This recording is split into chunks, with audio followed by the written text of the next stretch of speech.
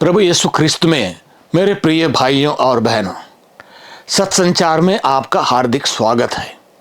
पूजन विधि वर्ष के सामान्य काल का 5वां रविवार है।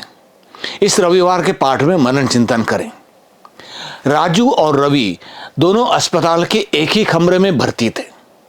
दोनों को गंभीर बीमारियां थी। उनको देखने के लिए कोई नहीं आते थे।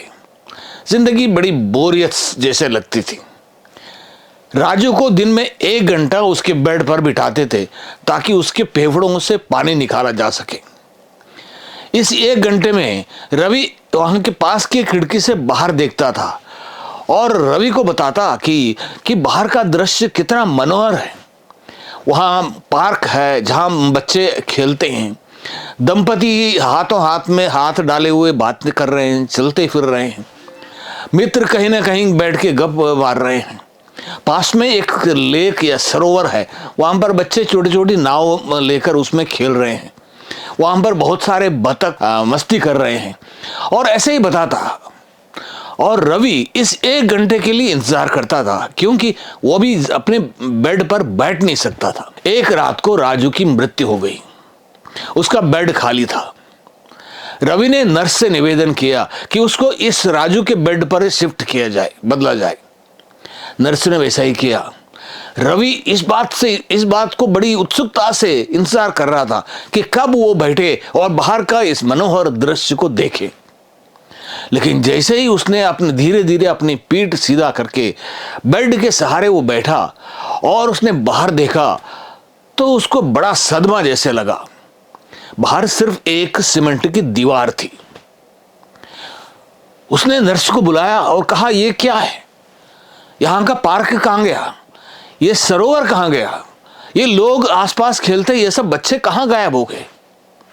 नर्स ने धीरे से कहा, मुझे खेद है, मैंने आपको बताया नहीं। वो राजू उस दीवार को भी नहीं देख सकता था। वो अंधा था। शायद वो आपके इस सूखी जिंदगी में कुछ हरियाली लाना चाहता था। इस बोरियत की जिंदगी में कुछ नया जीवन फूंकना चाहता था। आज का सुसमाचार मत्ती के 5वें अध्याय वाक्य 13 से 16 तक लिए गए हैं। यीशु अपने सुनने वालों से कहते हैं, तुम पृथ्वी के नमक हो, तुम संसार की ज्योति हो। गौर करने वाली बात यह है, यीशु यह शब्द वर्तमान काल में संबोधित करते हैं, भूतकाल या भविष्य काल में नहीं। इसका तात्पर्य यह है, यीशु यह नहीं कहते कि तुम नमक थे अथवा तुम निकट भविष्य में ज्योति बन जाओगे। यीशु उन्हें न सिर्फ ईश्वर के राज्य के बारे में सिखाते हैं, बल्कि यह भी स्पष्ट करते हैं कि इस नए राज्य में हमारी भूमिका, हमारी पहचान क्या है और हमारा जीवन किस प्रकार का होगा।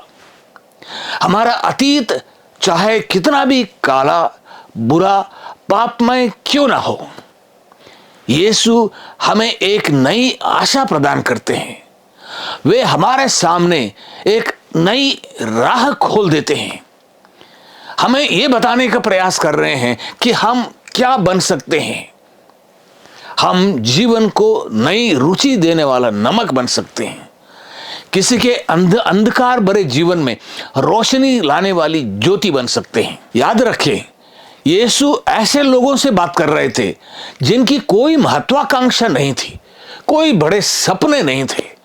वे लोग गरीब थे, रोमी शासन के अधीन थे। उनके पास ना कोई सामर्थ्य, शक्ति, ताकत थी और ना ही कोई अधिकार था। ऐसे लोगों से यीशु कहते हैं, तुम पृथ्वी का नमक हो, संसार की ज्योति हो। यीशु उनका अतीत नहीं बल्कि उनके अंदर छिपी संभावनाओं को देखते हैं। यीशु का विश्वास था कि एक शिष्य, एक विश्वासी दूसरों के जीवन में कुछ ना कुछ फर्क ला सकता है, व्यक्तिगत रूप से और सामुदायिक रूप से। यीशु का अनुसरण करने वाले लोग केवल भरपूर जीवन पाकर बैठ नहीं जाते या केवल दूसरों को यह नहीं बताते कि उनका जीवन कितना श्रेष्ठ हो गया है।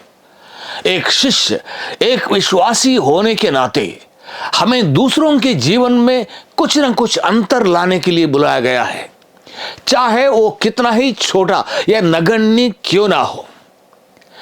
अस्पताल में लेटे हुए अंधे राजू के पास शायद देने के लिए कुछ नहीं था, परंतु उसने रवि के जीवन के कुछ पलों को आनंद से भर दिया।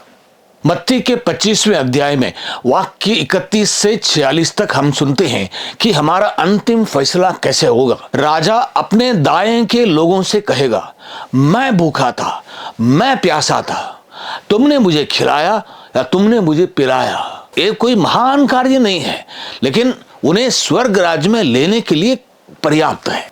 हम मत्ती के 10वें अध्याय के 42 में हम सुनते हैं, यदि तुमने किसी को एक प्याला पानी भी इसलिए पिलाया कि वो मेरा शिष्य है, मैं तुम्हें विश्वास दिलाता हूं कि तुम अपने पुरस्कार से वंचित नहीं रहोगे।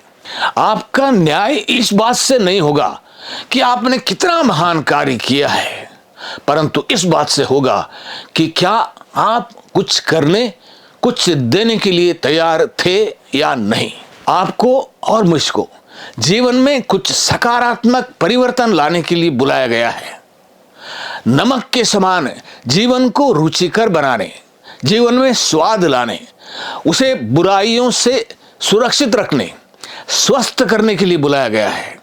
हमें ज्योति बनकर दूसरों को मार्ग दिखाने, जीवन में उत्साह, गर्मजोशी लाने के लिए बुलाया गया है। आपका कल समाप्त होने से पहले ही जीवन में, दूसरों के जीवन में कुछ रुचि, कुछ स्वाद, कुछ नयापन लाइए। जीवन के आखिरी पलों में आपको तृप्ति देने वाली एक बात यह होगी कि आपने दूसरों के जीवन में कुछ अंतर लाया है। जिंदगी में कोई भी अपरिहार्य या अनिवार्य नहीं होता। यदि नमक अपना गुण खो देगा तो वह किसी काम का नहीं रहता, उसे बाहर फेंक दिया जाएगा। आपके घर में यदि बल्ब फ्यूज होता, आप उसे बदल देंगे। नमक और ज्योति शांत रूप से काम करते हैं, वो कोई बड़ी आवाज नहीं करते हैं, लेकिन जीवन में प्रभाव जरूर डालते हैं।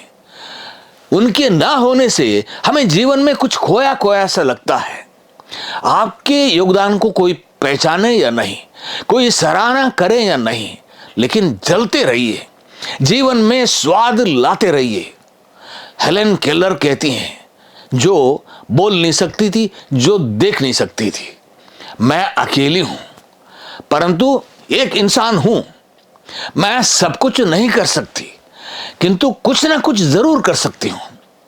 चूंकि मैं कुछ कर सकती हूं, मैं उसे करने से पीछे नहीं हटूंगी। प्रभु का दिन आपके लिए बहुत सारे आशीष और वरदान लेकर आए हैं। जय यीशु।